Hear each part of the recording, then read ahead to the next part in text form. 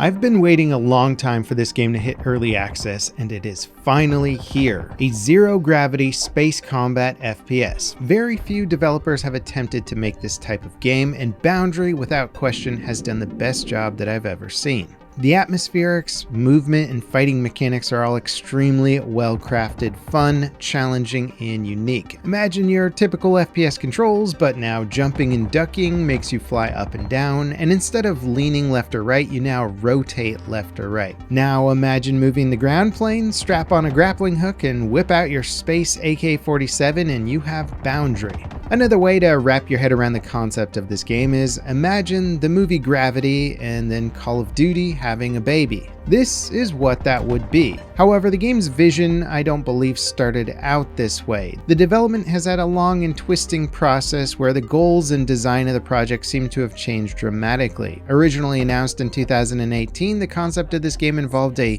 VR experience and something that seemed far more dramatic compared to the faster, almost esports-like presentation that we have now. Even having participated in multiple playtests with Boundary over the years, I've seen significant improvements to the game. The UI hit markers and a brand new radar system have dramatically improved target acquisition and situational awareness. Having threats in all directions, not just a planar 360 degrees, is extremely challenging because it means that you need to be able to figure out where exactly enemies are located as fast as possible. A proximity warning system has helped with a lot of close-range targets that flank, and target spotting helps teammates warn each other of threats, but fast movement, flanks, and thinking outside of the box is going to be your key to doing well. The devs have certainly had a lot of problem solving to figure out just how to make this experience more accessible and less chaotic, and I think they've accomplished a lot of that for the most part. They've made a lot of key changes throughout the years due to player feedback and playtests. Now, when approaching this game, I find it helps a lot to sort of reorient your brain around the traditional shooter process. You remember that scene in Star Trek II when Spock is like,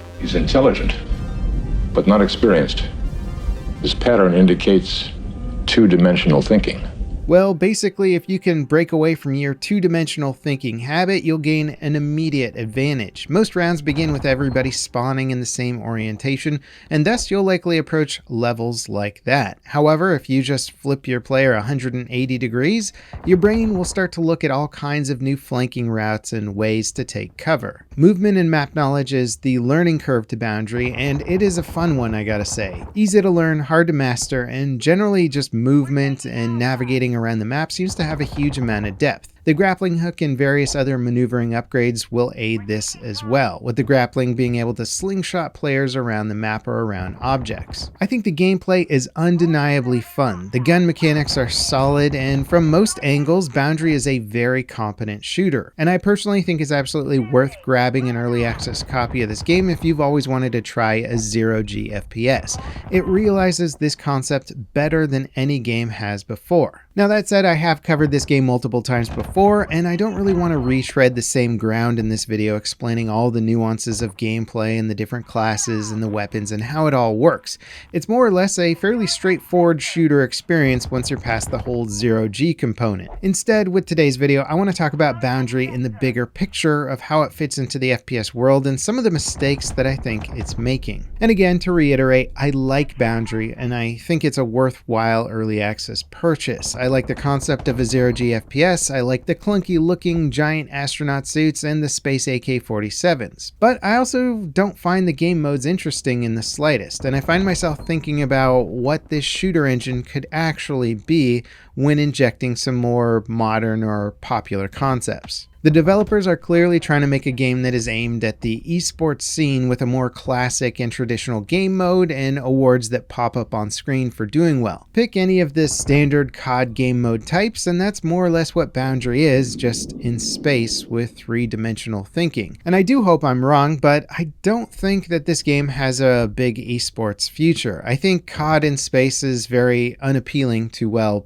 the COD crowd, at least on a larger scale. The same crowd that ultimately ultimately rejected jump jets and wall running would probably similarly reject something with an even greater departure from boots on the ground gameplay. I think the space shooter is far more appealing to the sim crowd or even the survival shooter crowd, which I guess is kind of a similar crowd anyway. And if I were in charge of this game, I would be using the TDM style modes as the training ground for a much bigger, more interesting experience. Taking all of these masterfully crafted assets and mechanics of Boundary and putting them into some sort of larger extraction-based mode or survival-style mode, and all of a sudden my brain lights up with new possibilities. The idea of flying around some large space anomaly or cataclysmic event like the moon exploding or a giant space station disaster with people fighting for survival in the ruins sounds way more interesting to me as a general game concept. And it would allow the devs to stop having to do this weird dance between the arcade and sim approach to this game and really throw in some more realistic design choices. Currently, the game doesn't totally respect Newton's first law, aka objects in motion will stay in motion. And while this law does work for some of the slow travel speeds, boost mode is automatically slowed down when you run out of boost, which is kind of immersion breaking for anyone hoping the game would be a little bit more sim-like. And I totally recognize that this mechanic is injected probably to balance out the gameplay better for these small COD style modes, but something bigger could really allow players to play around with the physics in more fun ways. The game also seems to have missed out on, or rather toned down, a lot of the interactable environments. Some of the early trailers showed way more destruction happening,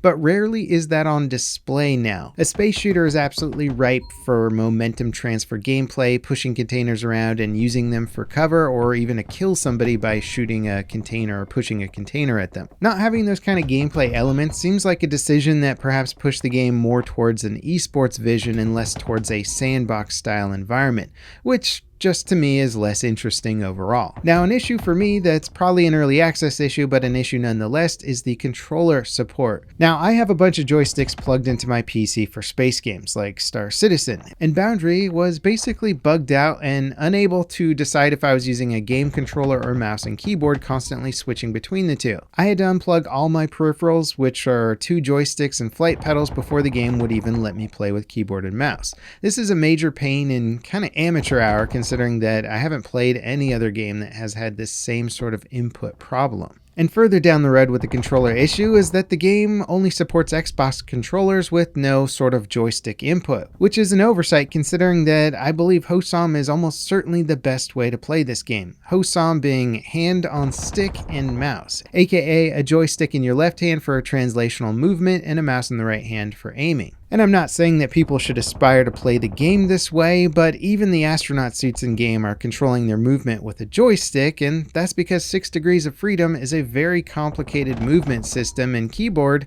just honestly is not ideal for mastering it. The default control system on the keyboard is good for getting into the game if you're coming from other shooters, as all the controls match up pretty similarly, but almost certainly the control scheme is going to be very challenging at high levels of play. Needing to boost in any direction while spinning is extremely hard to do with the traditional WASD approach, and anyone taking this game seriously is probably going to want to do some real rebinding, as certain maneuvers just aren't possible without some really funky finger work. In my opinion, it's certainly not a short-term problem, but again, appealing to the space crowd or sim crowd with better joystick support would go a long way to giving people options. It would be great if the game read all controller inputs and let you select which ones or even multiple ones to pick from, like stick and mouse hybrids. Now, the esports influences have really pushed the game into some weird UI decisions. The on-screen badges that pop up for getting stuff like multi-kills feel very out of place, and the astronaut cosmetics, which are fun, also feel a bit out of place considering the otherwise realistic approach to the art style. It's not a big deal, but a style choice that doesn't exactly mesh with the tone of the game, especially considering that Boundary has gone for stuff like a super realistic audio model, aka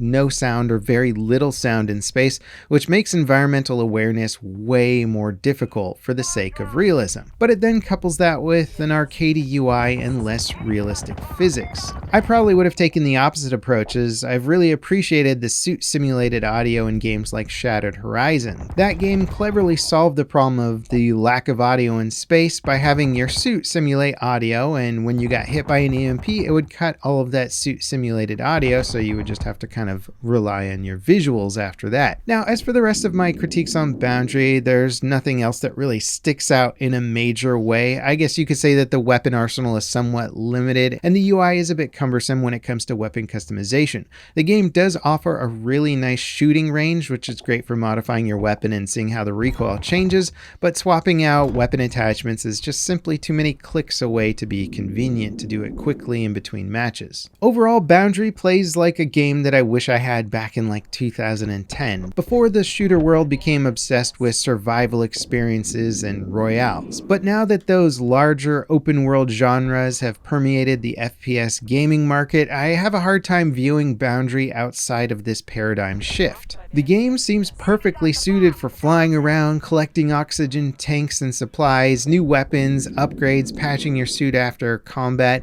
and employing cool new mechanics like pushing containers around for sneaky plays. But as a much simpler, smaller scale sort of esports tailored environment, the allure is just far less for me. And that's not to say that the game doesn't do what it's designed to do well. It's a really cool game with a high skill ceiling and generally fun gameplay, and one that I've already recommended to friends because I think the different approach to FPS combat is fun and new for anyone who's more or less jaded by the traditional genre. But the lasting power for me is not in an esports package anymore. Perhaps I'm in the minority on this opinion, but I do truly believe that there's a substantial market for a more sandboxy version of this game. Maybe Studio Surgical Scalpels will work on something like that next. But for the time being, if you want to try out a fun, well-made astronaut shooter, it is available on Steam Early Access right now at a price point that I think is absolutely reasonable. And I'd be really curious to hear your guys' thoughts on Boundary. Have you ever played a game like this? Does it look appealing to you? What do you think about a survival astronaut shooter? Does that sound fun?